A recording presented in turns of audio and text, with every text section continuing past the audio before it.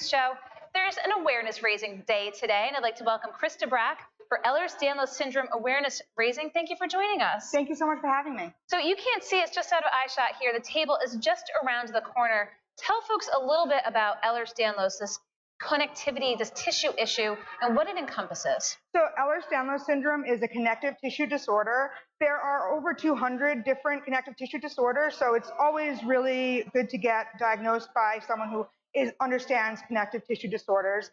And what a connective tissue disorder is connective tissue is throughout your entire body, and when it's built faulty, you can lead to systemic problems with your body, especially with Ehlers-Danlos syndrome. Our big problems are hyperextendability and hyperflexibility of our joints. Our organs can also shift and prolapse, which can be very dangerous. And most people have extreme hypermobility and stretchable skin, which is how a lot of people get noticed. Okay, so you're here today trying to raise awareness. What do you want legislators to know up here at the State House, Krista? Well, we would really like them to know that there's a large contingency of Ehlers-Danlos syndrome patients in the state of Rhode Island. We're really lucky here that we have doctors that understand our condition and are able to treat us. So we have a lot of people that travel from out of state just to be able to get here and see these wonderful doctors. And it would really be helpful for us if we had, better care for our insurance paying for physical therapy, and pain management is a very big struggle for people with this condition. Day to day, we have multiple subluxations and dislocations of our joints. And now that happens every day. And a lot of people think that, well, if you're having lots of dislocations, it must not hurt as much. But the reality is that it does. It hurts just as much to dislocate my shoulder for the 100th time as it did the first time. You do get used to it, but the pain is still there. It's very impacting on our lives.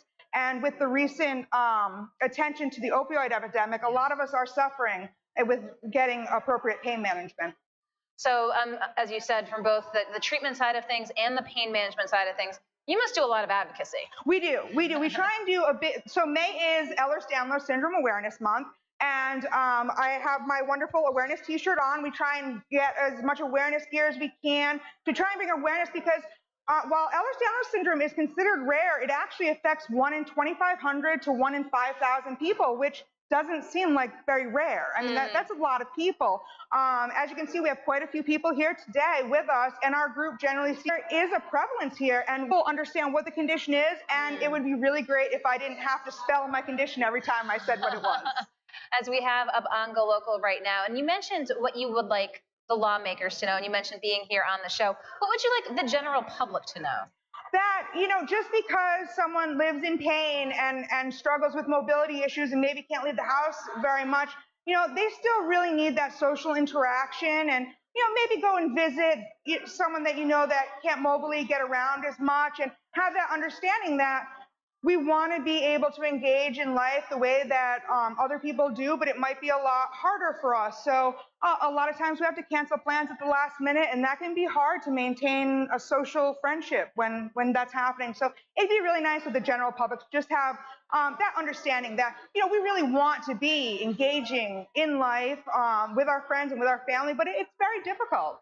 Well, I appreciate your time being such a strong advocate for Ehlers-Danlos syndrome. And the big tables over here today, I see legislators already starting to talk with some folks. We'll provide more links and information as well. But Krista, I appreciate your time to be a good spokesperson and an advocate. And thanks for coming on GoLocal Live. Thank you so much for having us. Thanks so much. Don't go anywhere. I'll be right back here at the Rhode Island State House.